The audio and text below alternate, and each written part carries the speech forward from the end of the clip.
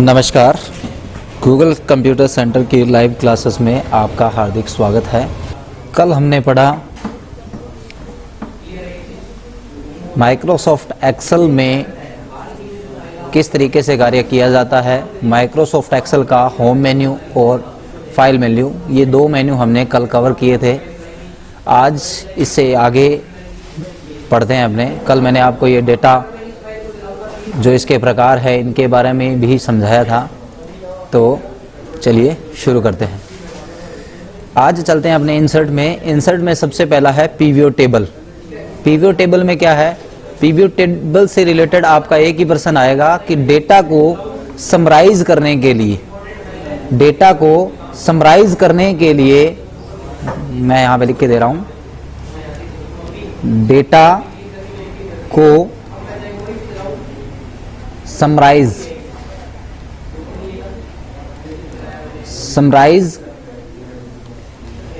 करने के लिए एक टूल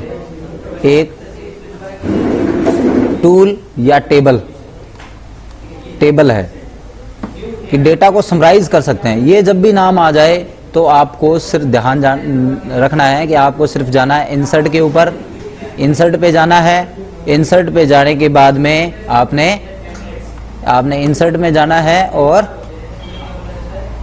क्या सिलेक्ट करना है? पीवीओट टेबल, पीवीओट टेबल, ये ऑप्शन सिलेक्ट करना है। इस ऑप्शन के द्वारा हम क्या कर सकते हैं? डेटा को समराइज कर सकते हैं। इस ऑप्शन के द्वारा डेटा को समराइज कर सकते हैं। इसका कोई शॉर्टकट नहीं है। इसके बाद में है टेबल। टेबल का शॉर्टकट है, टेबल लेने के लिए Ctrl+T शॉर्टकट की का यूज किया जाता है। टेबल लेने के लिए कंट्रोल के साथ में क्या दबाना पड़ेगा? अपने को T दबाना पड़ेगा। T के द्वारा हम क्या कर सकते हैं? टेबल इंसर्ट कर सकते हैं। सिलेक्टेड एरिया के लिए, सिलेक्टेड एरिया के लिए जब भी आपको टेबल इंसर्ट करनी हो, कंट्रोल के साथ में T दबा करके आप टेबल इंसर्ट कर सकते हो। टेबल से आगे है इलस्ट्रेशंस, वही सेम आरेख वगैरह, और पूछे तो इसमें smart art same to same काम करेगा जैसा कि वर्ड में था। इसमें एक चीज नहीं है, चार्ट। वैसे तो चार्ट उसमें भी था, लेकिन इसमें चार्ट से रिलेटेड प्रश्न आते हैं कि जो सबसे ज्यादा जो चार्ट है इसमें कॉलम चार्ट, पाई चार्ट। एक प्रोडक्ट के लिए कोई चार्ट इस्तेमाल किया जाता है तो पाई चार्ट है यहाँ पे। और हॉरिजॉन्टल कोई चार्ट है तो वो कौन सा चार्ट है? Bar chart. तो ये दो तीन चीज आपको याद रखना है। पहले वर्टिकल जो चार्ट है, वर्टिकल जो चार्ट है वो कॉलम है। वर्टिकल जो चार्ट है वो कॉलम चार्ट है, कॉलम का चार्ट है। इसके बाद एक प्रोडक्ट के लिए, एक प्रोडक्ट को ग्राफ में प्रस्तुत करने के लिए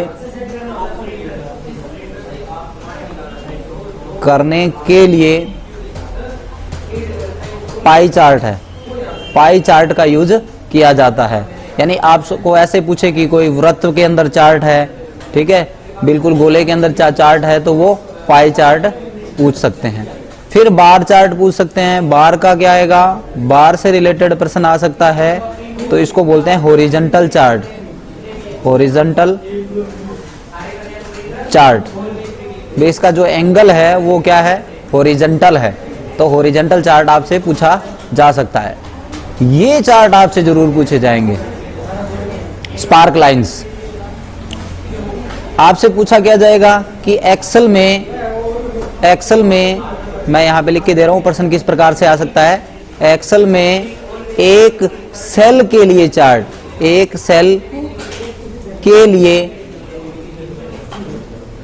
चार्ट जिसे सेल में एम्बेड किया जाता है, एम्बेड किया जाता है। भी एक चार्ट है जिसे सेल के अंदर ही एम्बेड किया जाता है। ये जो चार्ट है ये तो बाहर आएंगे, सेल में नहीं आएंगे। सेल का सिर्फ डाटा प्रस्तुत करेंगे। ये सेल का डाटा प्लस सेल के अंदर ही, यानी इस डब्बे के अंदर अंदर ही काम करेंगे, इस डब्बे से बाहर नहीं जा सकते ये चार्ट। तो इन चार्ट को क्या बोला जाता है, बस ये नाम पूछेंगे आपसे, स्पार्क लाइन। ये कितने प्रकार का होता है, तो लाइन में, कॉलम में और विन लॉस, मतलब प्रॉफिट और लॉस पढ़ सकते हो, हारा हुआ या जीता हुआ हारा हुआ पढ़ सकते हो। तो ये दो चीज है कि कहाँ पे प्रॉफिट ज्यादा हो रहा है, कहाँ पे लॉस हो रहा है, इस प्रकार का चार्ट है। और ये कॉलम में सिर्फ डेटा को बढ़त कहाँ पे हो रही है, घटत कहाँ पे हो रही है, वो प्रदर्शित करने के लिए है। वैसा ही लाइन इंडिकेशन के अंदर दिखाने के लिए यूज में लिया जाता है। स्लाइसर, इसके बाद है स्लाइसर। स्लाइसर क्या चीज है भाई, स्लाइसर जो है वो पीवीओ टेबल का हिस्सा है, पीवोट टेबल का हिस्सा है। पीवोट टेबल के अंदर किसी भी फील्ड का बटन बनाना हो, किसी भी फील्ड का अगर बटन बनाना हो तब हम स्लाइसर का यूज करते हैं। स्लाइसर से रिलेटेड ये आ सकता है कि स्लाइसर जो ऑप्शन है वो कहां पे काम करेगा, तो पीवीओ टेबल के साथ में काम करेगा। और इससे होता क्या है, तो इससे बटन बनाए जा सकते हैं, किसके, हेडिंग के। हेडिंग मतलब कॉलम में जो डाटा लिखा हुआ है उसकी हेडिंग का हम बटन बना सकते हैं, तो बटन के द्वारा हम उसको ऑपरेट कर सकते हैं। फिर बारी आती है हाइपरलिंक की। तो हाइपरलिंक शॉर्टकट क्या है हाइपरलिंक का, ये पूछा जा सकता है। और यहां पे अपने से पूछा जा सकता है कि हाइपरलिंक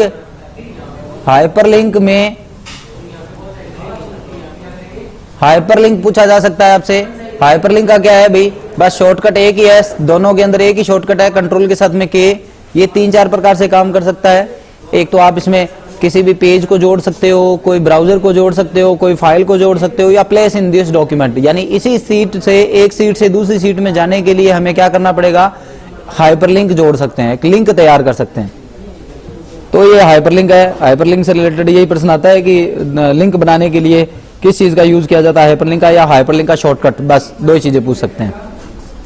फिर अपने से पूछा जाएगा इसमें हेडर एंड फुटर। पेज का टॉप भाग हेडर है और पेज का बॉटम भाग जो है वो फुटर कहलाता है। और जैसे ही हम पेज हेडर एंड फुटर लेते हैं तो हमारा जो व्यू है वो किस में कन्वर्ट हो जाता है। तो यहाँ पे व्यू में आपको थोड़ा सा समझा देता हूँ। व्यू इसमें 3 प्रकार के हैं। नॉर्मल व्यू, जिसमें नॉर्मली आपको पूरी शीट दिखाई देगी। नॉर्मल व्यू क्या है, पूरी शीट दिखाई देगी। तो मैं यहां पे लिख के दे रहा हूं, नॉर्मल व्यू में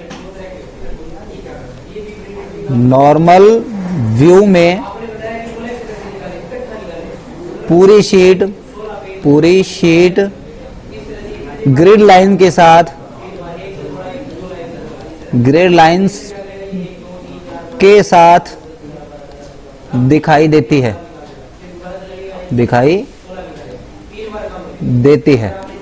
तो पूरी शीट नॉर्मल व्यू के अंदर, नॉर्मल जो व्यू है उसमें क्या है, पूरी की पूरी शीट हमें, जैसा अभी आप देख रहे हो कि पूरी शीट हमें दिखाई दे रही है ग्रिड लाइन के साथ में, यानी इन डब्बों के साथ में। उसके बाद में पेज लेआउट व्यू। तो यहां पे लिख रहा हूं मैं पेज लेआउट व्यू। ये क्या चीज है अभी, page layout view. Page view Excel में पेज व्यू कौन सा है, पेज लेआउट व्यू। ये शीट को पेजेस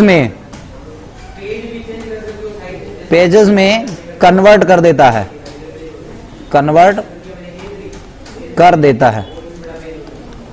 तो ये पेजेस में कन्वर्ट कर देता है। इसके बाद है page break view. Break view क्या है कि आपने जितना डेटा लिखा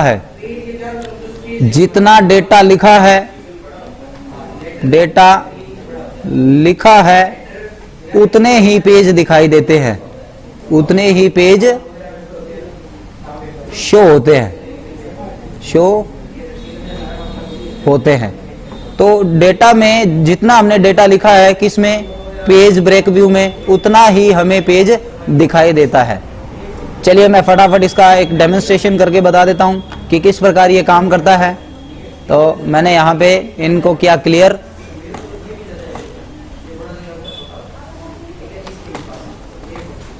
एक मिनट, मैंने इनको किया क्लियर और चलिए अभी दिखाता हूं मैं इसको। अब देखो मैं पेज ब्रेक व्यू में कर रहा हूं तो सिर्फ मेरा उतना जितना डेटा लिखा हुआ है पेज में उतना पेज ही हमें दिखाई दे रहा है। और पेज लेआउट व्यू में, पेज लेआउट में देखो पेजेस दिखाई देंगे, पेज के रूप में दिखाई दे रहा है कि ये पेज है आपका इतना, यहां से लेकर के यहां तक।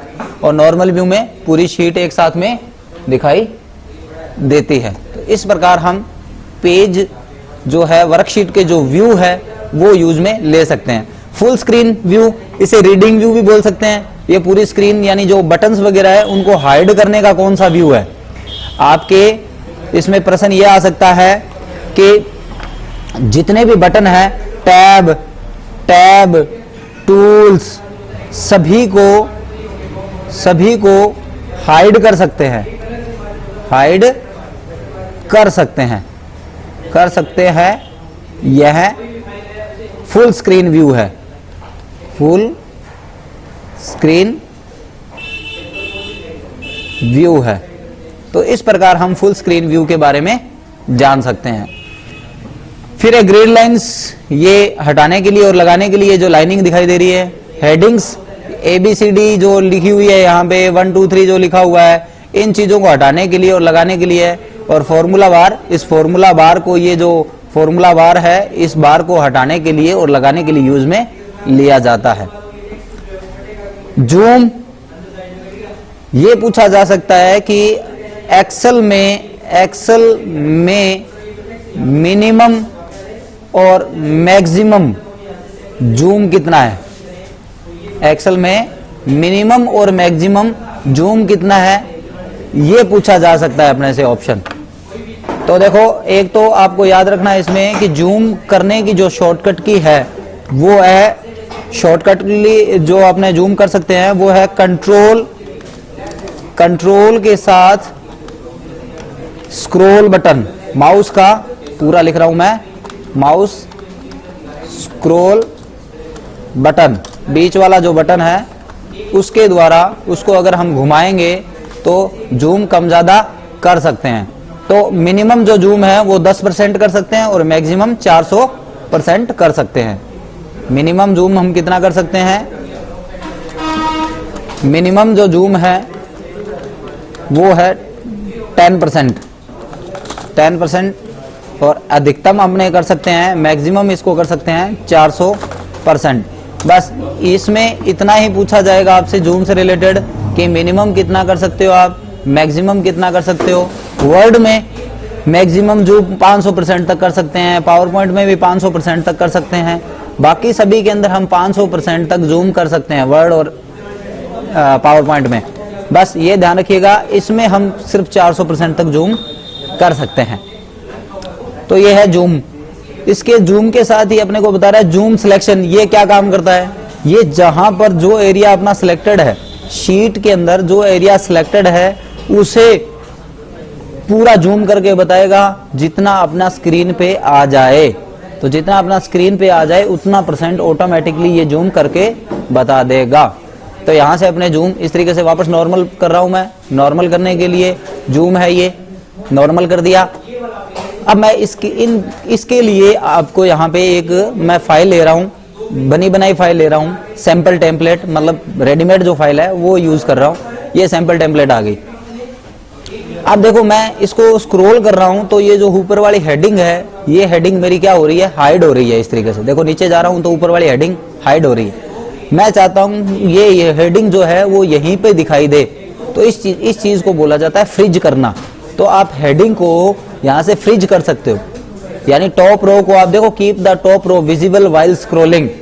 जब भी आप स्क्रॉल करो तो ऊपर वाली जो लाइन है वो विजिबल रहे, इसके लिए हम क्या करेंगे, फ्रिज पेन्स का इस्तेमाल करेंगे। और फ्रिज पेन किसका हिस्सा है, किस टैब के अंदर होता है, व्यू टैब में। अब देखो मैं यूं स्क्रॉल कर रहा हूं तो ये जो डाटा है मेरा वो स्क्रॉल हो रहा है, ना कि हेडिंग स्क्रॉल हो रही है। हेडिंग वहीं की वहीं है, सिर्फ डेटा। तो इससे क्या होता है कि डेटा को समझना आसान हो जाता है कि ये जो वैल्यू है ये 4th क्वार्टर की है, ये 3rd की है, ये नाम कस्टमर के नाम है, ये प्रोडक्ट के नाम है, ये अपने को पता चल जाता है। अगर ये हटाई हुई हो, अपने नीचे की तरफ जाएं तो यहाँ पे अपने पता नहीं चल पाएगा कि ये क्या चीज है। ये तो चलो 4-5 ही है, इसलिए अपने को पता चल जाएगा, अपने याद भी रख सकते हैं। अगर ये बहुत ज्यादा हो ऐसे तो अपने नहीं पता चलेगा कि ये हेडिंग जो है इसकी हेडिंग कौन सी है। तो इसके लिए आप फ्रीज पेन का इस्तेमाल कर सकते हो, हेडिंग्स को फ्रीज करने के लिए, रोकने के लिए। स्प्लिट विंडो, स्प्लिट विंडो का काम क्या है? वही सेम, विभाजित करना, स्क्रीन को 2 भागों में अपने विभाजित कर सकते हैं। फिर हाइड, वापस हटाने के लिए आप यहां से हाइड भी कर सकते हो। तो इस प्रकार आप स्क्रीन जो स्प्लिट वगैरह है इनको यूज कर सकते हो। अनहाइड करो, वापस उस शीट को भी हाइड अनहाइड कर सकते हो और ये स्प्लिट भी हटा सकते हो। अनहाइड ये पूरी विंडो को हाइड करने के लिए है, पूरी एक वर्क शीट को हाइड करने के लिए है, पूरी वर्कबुक को हाइड कर देगा, वर्कशीट नहीं वर्कबुक को हाइड कर देगा। जैसे हाइड पे क्लिक किया तो पूरी वर्कबुक हाइड हो गई, अनहाइड किया तो पूरी वर्कबुक यहाँ से अनहाइड हो गई। तो इस प्रकार वर्कबुक हाइड कर सकते हैं। वर्कशीट का मतलब होता है सिर्फ एक शीट, ये वाली एक शीट, जैसे प्रोडक्ट है और है, ये एक एक शीट है, इसमें जैसे कुल मिलाकर के 4 शीट है और इन चारों शीट से जो फाइल बनी है उसको बोला जाता है वर्कबुक। तो वर्कशीट और वर्कबुक में थोड़ा सा अंतर है, ध्यान रखिएगा। मैं इसको बंद कर रहा हूं, डोंट सेव किया, वापस अपनी फाइल में चलते हैं। अब यहां पर रिव्यू, रिव्यू में आपसे पूछा जा सकता है कि वही सेम, इनकी तो वही शॉर्टकट की है जो हमने वर्ड में सीखी थी, बस इसमें कमेंट की शॉर्टकट की है। शिफ्ट के साथ में F2 के द्वारा हम क्या कर सकते हैं, ये देखो यहाँ पे बता भी रहा है कि शिफ्ट के साथ में F2 से क्या कर सकते हैं, कमेंट ऐड कर सकते हैं। तो ये पूछा जा सकता है अभी, कमेंट ऐड करने के लिए एक्सेल में कमेंट ऐड की शॉर्टकट ये पूछा जा सकता है। तो यहां पे हम याद रखेंगे shift plus F2, shift plus F2 के द्वारा हम एक्सेल में कमेंट ऐड कर सकते हैं। इसके बाद अपने चलते हैं डेटा के अंदर, वापस चलते हैं इंसर्ट में। वो मैं व्यू बता रहा था तो वापस रिव्यू में आ गया था, वापस अपने चलते हैं इंसर्ट में। इंसर्ट आपको बता दिया। पेज लेआउट, पेज लेआउट में देखो इसमें 2-3 चीजें नई है। मार्जिन वही है, पेज के चारों ओर जो जगह खाली बचती है वो मार्जिन है। नॉर्मल मार्जिन जो होता है वो नॉर्मल मार्जिन होगा। नॉर्मल में क्या होगा, चारों ओर 1 इंच का गैप। उसके बाद नैरो मार्जिन, ये पूछा जाएगा। नैरो मार्जिन सबसे कम मार्जिन, सबसे चौड़ी मार्जिन पूछा जाएगा तो वाइड मार्जिन पूछा जाएगा। वाइड मार्जिन, सबसे चौड़ी मार्जिन। तो ये 3 मार्जिन आपको याद रखनी है। पेज के साइडों में चारों ओर जो जगह बचती है उस जगह को क्या बोला जाता है, मार्जिन बोला जाता है। ओरिएंटेशन, ओरिएंटेशन का मतलब होता है पेज लेआउट। तो पेज जो लेआउट है ये 2 प्रकार का होता है। पहला पोर्ट्रेट और दूसरा जो होता है वो होता है लैंडस्केप। पोर्ट्रेट का तो मतलब होता है ऐसे सीधा पेज, इस तरीके से लंबाई जिस पेज में ज्यादा हो, जिस पेज में चौड़ाई ज्यादा हो वो कौन सा होगा, लैंडस्केप। ये लैंडस्केप पेज है और ये क्या है, पोर्ट्रेट पेज है। डिफॉल्ट यही रहता है, डिफॉल्ट पेज जो है वो अपना क्या है, पोर्ट्रेट है। डिफॉल्ट पोर्ट्रेट है और लैंडस्केप अपने इसको कर सकते हैं। पेज साइजेस, तो पेज साइजेस में आपको याद रखना है, एक तो लेटर क्या है, पेज का साइज है। A4 जो है वो पेज का साइज है और लीगल जो है वो भी पेज का साइज है। ये 3 पेज के साइज आपको याद में रखने हैं। डिफॉल्ट जो है वो है लेटर को आपने याद रखना है डिफॉल्ट के लिए। प्रिंट एरिया, ये फंक्शन इसमें नया है क्योंकि सीट बहुत ज्यादा बड़ी होती है तो हमें क्या इसमें एक ऑप्शन दिया गया है, फैसिलिटी दी गई है प्रिंट एरिया, कि जितना जितनी शीट या जितना एरिया हम प्रिंट एरिया में सेट कर देते हैं, प्रिंट एरिया में सेलेक्ट कर देते हैं, उतने का प्रिंट निकाल सकते हैं, उतने का प्रिंट आउट निकाल सकते हैं। इसका तात्पर्य यह है कि मान लो आपने यहां से लेकर के ये पूरी शीट भर रखी है, पूरे 50-60 पेज है, लेकिन आपको सिर्फ ये वाला मैटर ही प्रिंट करना है, तो आप यहां से लेकर के यहां तक सिलेक्शन बना सकते हो और प्रिंट एरिया में जाके उसको सेट प्रिंट एरिया कर दोगे, तो पूरी शीट को छोड़ करके वो इस पेज, ये जो इतना आपने सिलेक्शन कर रखा है, इसका ही प्रिंट निकालेगा और प्रिंट आउट नहीं निकालेगा। ये पेज ब्रेक है, पेज को बीच में से तोड़ने के लिए मान लो आपने सिर्फ यहां से यहां तक एक पेज अलग करना चाहते हो, तो आप इसको कर सकते हो पेज ब्रेक, और पेज ब्रेक हो गए हैं तो यहीं से आप इनको कर सकते हो रीसेट पेज ब्रेक। प्रश्न ये आ सकता है पेज को बीच में से तोड़ना, यानी आप 4 लाइनों का पेज बनाना चाहते हो तो किस ऑप्शन को यूज मिलेंगे? पेज ब्रेक को। ये है कहां पे? पेज लेआउट टैब के अंदर है। वापस नॉर्मल करना हो तो रीसेट पेज ब्रेक करेंगे। ये ऑप्शन कहां है? तो पेज ब्रेक में है, यही सेम है। बैकग्राउंड है, बैकग्राउंड में कोई भी तस्वीर वगैरह आपने ऐड कर सकते हैं। प्रिंट टाइटल, ये क्या चीज है? जैसे अभी मैंने फ्रिज पेन बताया, फ्रिज जो पेन्स था वो बताया, तो फ्रिज पेन क्या था कि हम जब भी स्क्रॉल कर रहे हैं, जब भी स्क्रॉल करते हैं पहली रो या कॉलम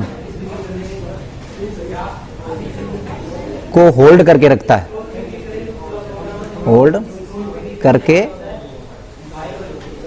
रखता है। ये पहली लाइन को वहीं पे रखेगा, वो क्या है? फ्रिज पेन है। टाइटल क्या है? उसी बेस पे काम करता है। ये तो सिर्फ स्क्रॉलिंग के काम आता है, लेकिन जब हम प्रिंट निकालें तो प्रत्येक पेज पर वो हेडिंग प्रिंट होनी चाहिए। प्रत्येक पेज पर पेज की हेडिंग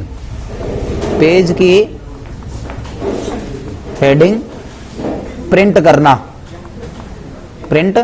करना किसका कार्य है? प्रिंट टाइटल्स का कार्य है।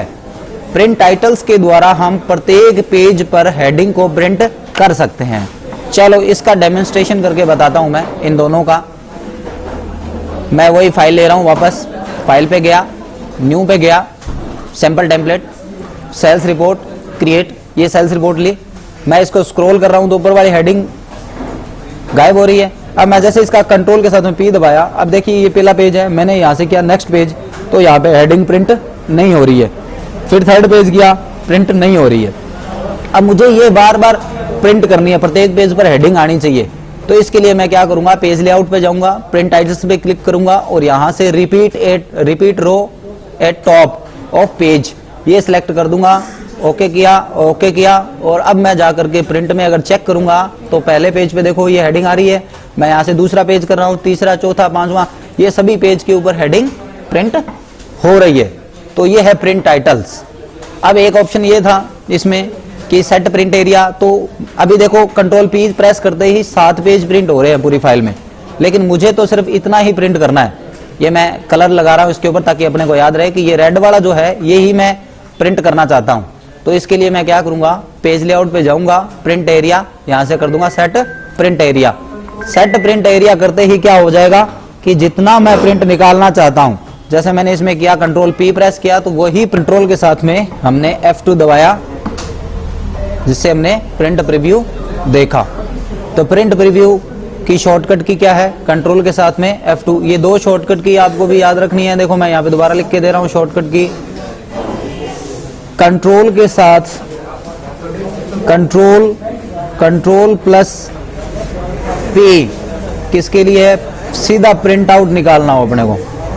प्रिंट आउट के लिए प्रिंट निकालना हो, किसी भी दस्तावेज को छापने के लिए, मुद्रित करने के लिए, ऐसे नाम आ सकते हैं। निकालने के लिए, हार्ड कॉपी प्राप्त करने के लिए आपको यूज करना होगा कंट्रोल के साथ में P। और कंट्रोल प्लस F2 जो है वो है पूर्व मूल्यांकन। भाई सब प्रिंट निकालना है तो प्रिंट निकालने से पहले जो चीज होती है वो उसको बोलते हैं प्रिंट प्रीव्यू। प्रिंट प्रीव्यू, दोबारा लिख रहा हूं ये मैं, प्रिंट प्रीव्यू। प्रिंट प्रीव्यू का मतलब होता है प्रिंट निकालने से पहले हमारी फाइल किस तरीके से दिखाई दे रही है उस चीज का मूल्यांकन करना प्रिंट प्रीव्यू कहलाता है। तो प्रिंट प्रीव्यू लिख लीजिएगा। और ये मैंने अभी जो समझाया आपको, ये क्या था, print area. Print area, print area में जितना हम सिलेक्शन करेंगे, जितना हम बताएंगे कंप्यूटर को कि इतना प्रिंट निकालना है, वही प्रिंट निकलेगा। तो ये तीनों का मैंने डेमोन्स्ट्रेशन करके बता दिया है। एक रह गया है पेज ब्रेक। अब देखिए पेज ब्रेक में क्या है कि फिलहाल मैं जैसे ही, अब मैं प्रिंट एरिया हटा रहा हूं, यहां से क्लियर प्रिंट एरिया कर रहा हूं, कंट्रोल के साथ पी दबाया तो पूरा पेज प्रिंट हो रहा है। अब मैं चाहता हूं यहां से ब्रेक हो जाए पेज, इस जगह से ये जो पीला कलर नजर आ रहा है, इससे मैं इतना पेज अलग और इतना अलग देखना चाहता हूं। तो मैंने यहां पे क्लिक किया और यहां से कर दिया इंसर्ट पेज ब्रेक। अब देखो कंट्रोल के साथ में पी दबाओ तो वो उतना पेज अलग हो गया, और यहाँ पे देखो 14 पेज हो गए। नेक्स्ट नेक्स्ट करोगे तो ये देखो अलग अलग पेजेस को इसने तोड़ दिया। तो उसके हिसाब से, पहले वाले पेज के हिसाब से इसने पेज को तोड़ दिया, पेज ब्रेक कर दिया। आप यहाँ पे पेज ब्रेक व्यू में भी जाकर के आप देख सकते हो। तो ये इस प्रकार बताएगा कि ये इस प्रकार पेजेस है आपके। अब इसको नॉर्मल कैसे करें भाई, तो नॉर्मल करने के लिए वापस पेज लेआउट पे जाएंगे और पेज ब्रेक पे जाके रीसेट ऑल पेज ब्रेक्स को कर देंगे। तो ये वापस देखो इसने क्या कर दिया, नॉर्मल बना दिया है। तो पेज ब्रेक ब्रेक करने के लिए और रीसेट वापस नॉर्मल करने के लिए। स्केल, स्केल क्या चीज है, स्केल है fit to page, fit to page. मतलब आप रो को, भाई अगर रो ज्यादा आ रही है या कॉलम ज्यादा आ रही है, कॉलम ज्यादा आ रही है मतलब रो, 4 रो ज्यादा आ रही है, एक पेज पे ही आप लेके आना चाहते हो, 2 पेज बन रहे हैं, पहले पेज पे सारी चीज आ रही है, दूसरे पेज पे सिर्फ 4 रो ही आ रही है। आप चाहते हो कि ये 4 रो भी क्या हो जाए, ऊपर वाले पेज पे ही प्रिंट होनी चाहिए, एक पे ही प्रिंट होनी चाहिए। तो आप इस पेज को श्रिंक कर सकते हो। क्या कर सकते हैं, श्रिंक कर सकते हैं पेज को। तो यहाँ पे स्केल दिया हुआ है, आप ये स्केलिंग कम ज्यादा करके पेज को श्रिंक कर सकते हो। तो ऐसे ही कॉलम का श्रिंक भी कर सकते हो और रो श्रिंक भी कर सकते हो। रो ज्यादा आ रही है तो fit all row in page कर देंगे, fit all row in page कर देंगे, और fit all column in page कर देंगे। तो कॉलम जो बाहर जा रही है तो वो कॉलम प्रिंट हो जाएगी, रो अगर बाहर जा रही है तो रो भी प्रिंट हो जाएगी। इसके साथ ही यहाँ पे दिया हुआ है ग्रिड लाइन, ग्रिड लाइन और हेडिंग। प्रिंट भी निकाल सकते हो। प्रिंट निकालने के लिए आप इन दोनों को क्या कर देंगे, चेक मार्क कर देंगे। प्रिंट को चेक मार्क कर देंगे तो क्या होगा, ग्रिड लाइन को भी हम प्रिंट कर सकते हैं और हेडिंग्स को भी हम प्रिंट कर सकते हैं। डिफॉल्टली प्रिंट नहीं कर सकते हैं, डिफॉल्ट ये देखो मैंने यहां लिख दिया डिफॉल्ट, इसको प्रिंट नहीं कर सकते हैं। डिफॉल्टली प्रिंट करने के लिए क्या करना पड़ेगा, डिफॉल्टली प्रिंट नहीं होगा, आपको यहां पर आकर के इन दोनों ऑप्शन को चेक मार्क करना होगा, तभी ये प्रिंट आउट निकलेगा। देखो मैंने दोनों को चेक मार्क कर दिया, कंट्रोल के साथ में F2 प्रेस किया तो ये देखो ABC भी दिखाई दे रही है और यहाँ पे 1 2 3 भी दिखाई दे रहा है और ये ग्रिड लाइंस भी दिखाई दे रही है। मैं वापस यहाँ से इनको अनचेक करके फिर आपको दोबारा इसका प्रीव्यू दिखाता हूँ। तो अब देखो यहाँ पे हेडिंग वगैरह भी नहीं आ रही है और यहाँ पे ग्रिड लाइन भी प्रिंट नहीं निकल रही है। तो इस प्रकार आप इनको अनचेक भी कर सकते हो। प्रिंट के बाद है फॉर्मूला। फॉर्मूला मैं बाद में समझाऊंगा, फॉर्मूले विस्तार से समझाऊंगा। पहले डेटा बता देता हूं थोड़ा सा। डेटा में क्या है, डेटा में जो ऑप्शन है, सबसे जो काम का ऑप्शन है वो है इसमें, एक तो है source file, existing source file. तो ये 4 नाम आपको याद रखना है। आप एक्सेस के द्वारा, वेबसाइट के द्वारा, टेक्स्ट के द्वारा आप फाइल इंसर्ट करवा सकते हो। भाई आप कोई वेबसाइट का पेज है, एक्सेस है, एक्सेस मतलब डाटाबेस का कोई है, या कोई टेक्स्ट है, टेक्स्ट का मतलब इसमें नोटपैड से, नोटपैड फाइल, इन सब का डाटा आप इंपोर्ट कर सकते हो। क्या कर सकते हैं, अपने इंपोर्ट कर सकते हैं, डेटा को इंपोर्ट कर सकते हैं एक्सेल में। किस किस के माध्यम से, वेबसाइट के माध्यम से, एक्सेस, टेक्स्ट और नोटपैड के माध्यम से आप इंपोर्ट कर सकते हो। फिर शॉर्ट कल बता दिया था, A to Z असेंडिंग और डिसेंडिंग ऑर्डर में करना हो, आरोही अवरोही क्रम में करना हो।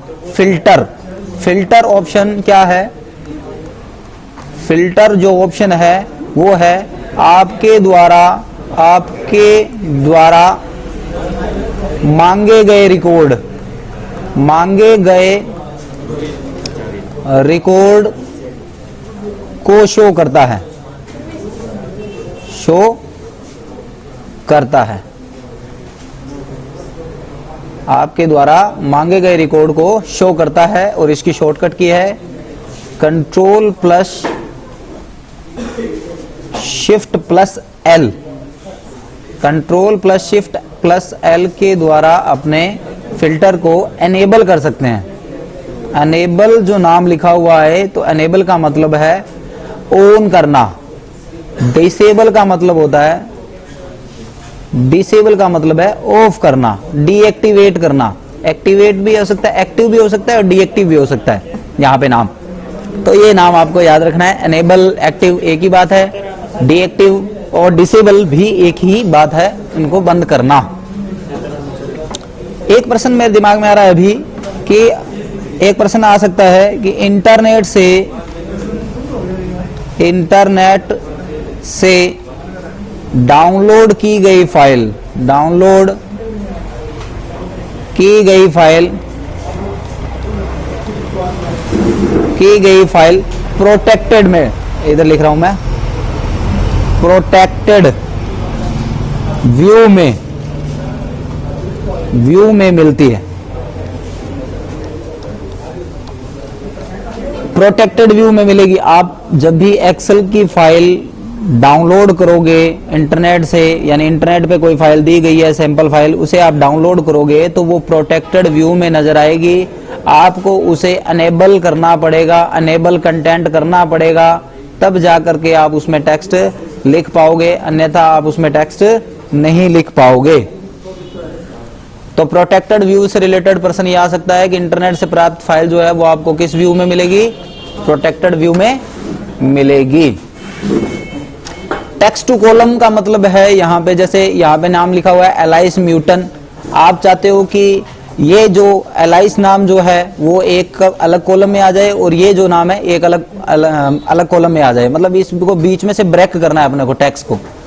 तो आप इसको दो कॉलम में ब्रेक करने के लिए क्या करेंगे? दो कॉलम में ब्रेक करने के लिए टेक्स्ट टू कॉलम यूज में लिया जा सकता है।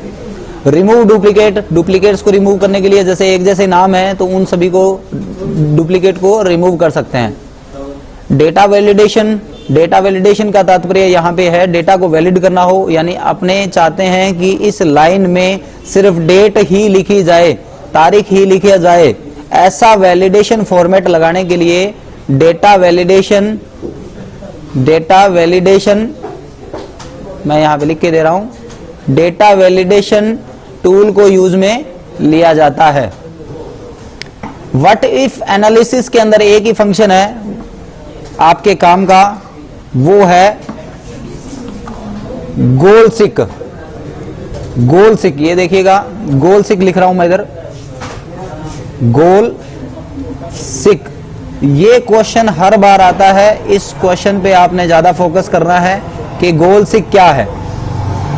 गोल सिक क्या है कि अनआइडेंटिफाइड वैल्यू, ऐसी वैल्यू जो आपको पता नहीं है, अज्ञात वैल्यू, अज्ञात वैल्यू को प्राप्त करने के लिए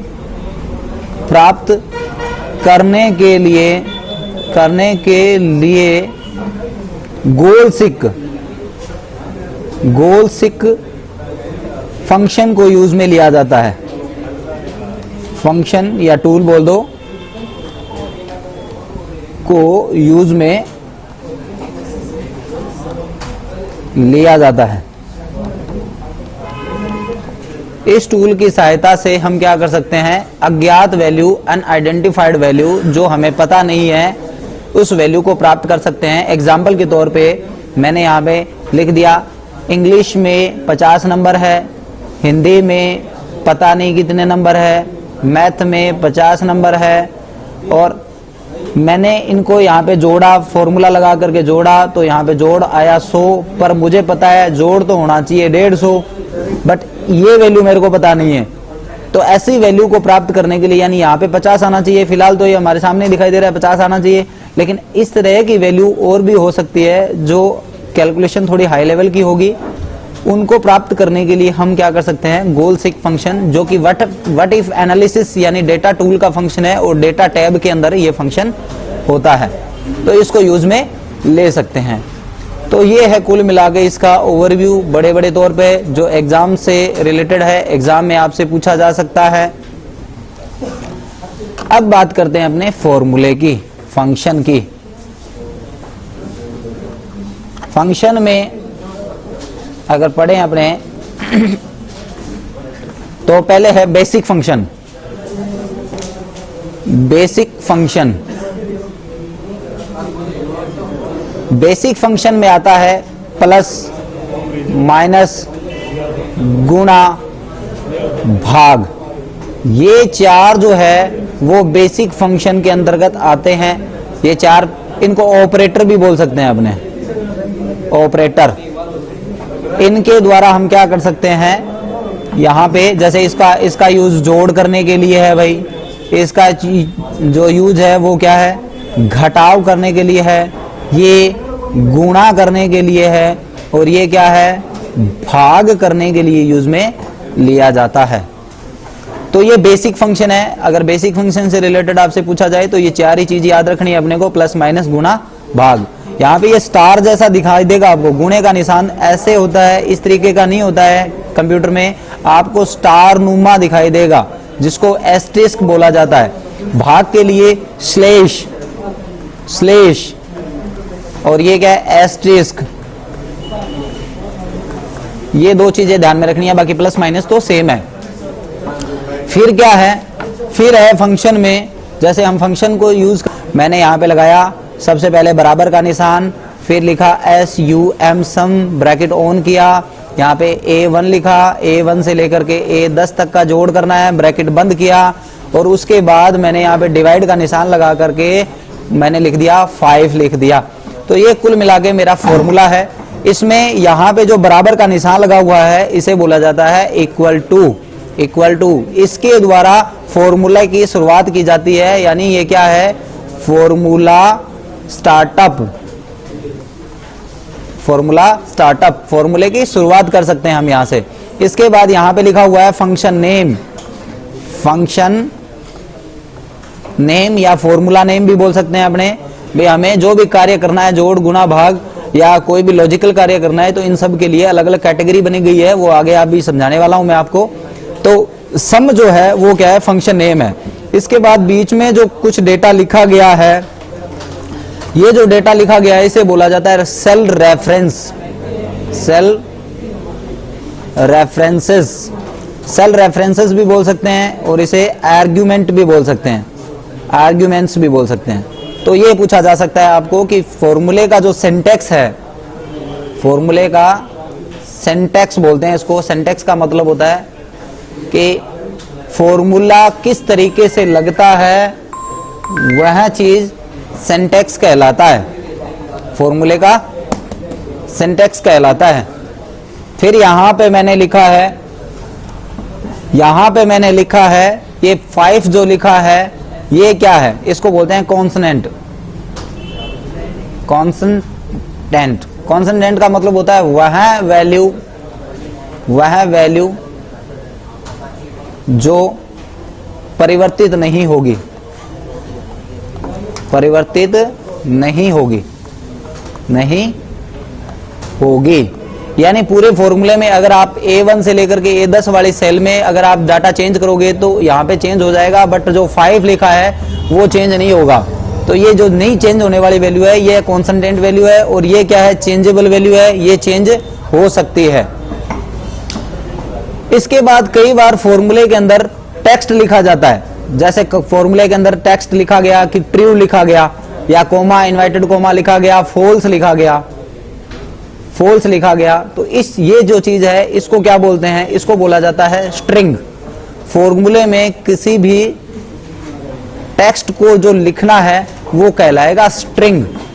तो कुछ चीजें याद रखनी है, जैसे बराबर का निशान है इसको सम इक्वल टू बोलेंगे या फॉर्मूले के स्टार्टअप बोलेंगे, उसके बाद में फॉर्मूले का नेम, उसके बाद में सेल एड्रेस, और अगर कोई वैल्यू लिखी है आपने फॉर्मूले के अंदर मैन्युअली तो वो क्या है, कॉन्स्टेंट है, और ये वाली जो चीज है ये क्या है, सेल रेफरेंस, या इसको बोल सकते हैं आर्ग्यूमेंट। इसके बाद में अगर आपने फॉर्मूले के अंदर किसी भी प्रकार का टेक्स्ट लिखा है तो उसे क्या कहलाएगा, स्ट्रिंग कहलाएगा। अब यहाँ पे हमने दो ऑपरेटर भी यूज किए हैं, जैसे मैंने यहाँ पे एक ऑपरेटर यूज किया है, एक कोलन का निशान, और एक ऑपरेटर यहाँ पे यूज किया है भाग का निशान। तो ये जो है ये है arithmetical operator,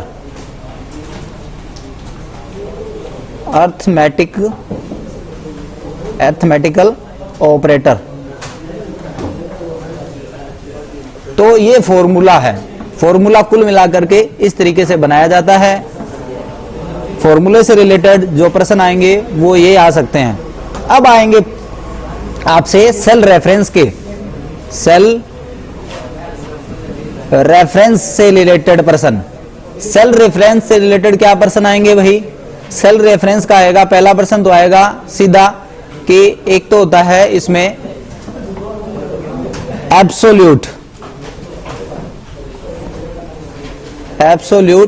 cell reference, absolute cell reference, और एक होता है रिलेटिव सेल रेफरेंस।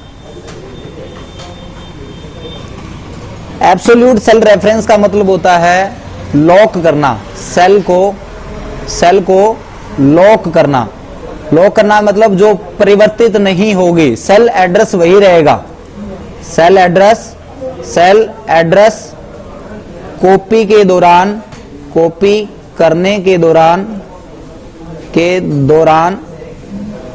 चेंज नहीं होगा,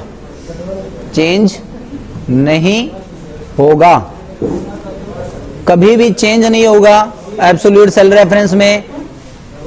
इसमें होगा क्या, इसकी पहचान किस तरीके से की जाएगी? सेल जो है उसका एड्रेस जैसे लिखा था मैंने A1 लिखा था, तो इसकी पहचान होगी कि जो कॉलम नेम है, कॉलम नेम के दोनों तरफ डॉलर, जैसे मैंने यहां पे डॉलर लगाया, फिर लिखा A, फिर मैंने यहां पे डॉलर लगाया, फिर लिखा 1, तो ये जो सेल का जो एड्रेस है इसको बोलेंगे एब्सोल्यूट सेल रेफरेंस। यानी ये चेंजेबल नहीं है, ये हमने डॉलर लगा के इसको क्या कर दिया, लॉक कर दिया।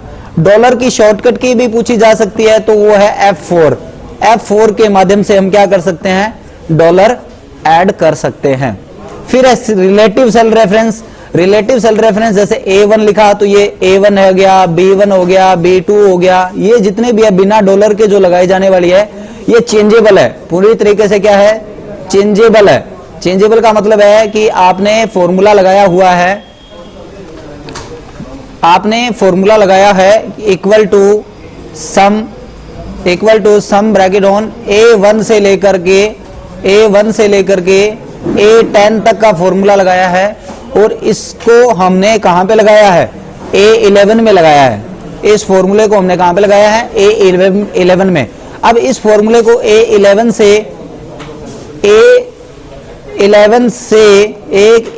से B11 में अगर कॉपी करेंगे तो ये क्या हो जाएगा, अंदर वाला मैटर भी क्या हो जाएगा, चेंज हो जाएगा। यहां पे क्या हो जाएगा, इसकी जगह पे क्या चेंज हो जाएगा, यहां पे A1 की जगह पे तो आ जाएगा B1, और A10 की जगह पे क्या आ जाएगा, B10 हो जाएगा। तो इसका नया एड्रेस जो होगा वो हो जाएगा equal to sum bracket on B1 से लेकर के B10 तक का जोड़ हो गया। यानी आपने फॉर्मूला सेम कॉपी कर दिया है, तो ये क्या है, रिलेटिव हो गया, रिलेटिव सेल रेफरेंस। तो सेल रेफरेंस से रिलेटेड ये प्रश्न आपसे पूछे जा सकते हैं। आज की क्लास में आपको इतना ही बताया जाएगा। कल इसके कुछ प्रश्न और फॉर्मूले कितने प्रकार के होते हैं इसमें, इन चीजों के बारे में कल लास्ट क्लास है एक्सेल की। एक्सेल में ये कार्य है कल बाकी बताया जाएगा। तो इसी के साथ मैं मुकेश स्वामी आपसे इजाजत लेता हूं। नमस्कार, गुड इवनिंग, शुभ रात्रि, जय हिंद।